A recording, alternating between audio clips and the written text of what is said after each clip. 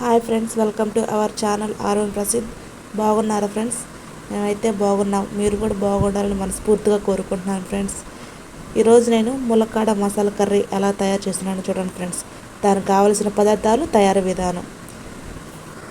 నేను ఏ విధంగా అయితే తయారు చేస్తున్నానో మీరు కూడా అదే విధంగా ట్రై చేసి ఎలా వచ్చిందో చెప్పండి ఫ్రెండ్స్.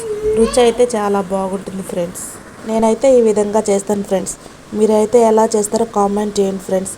ఈ వీడియో కనుక నచ్చినట్టయితే లైక్ చేయండి, షేర్ చేయండి, పక్కన గంట సింబల్ ఠంగ్ అని కొట్టి సబ్స్క్రైబ్ చేసుకోండి ఫ్రెండ్స్. బాయ్.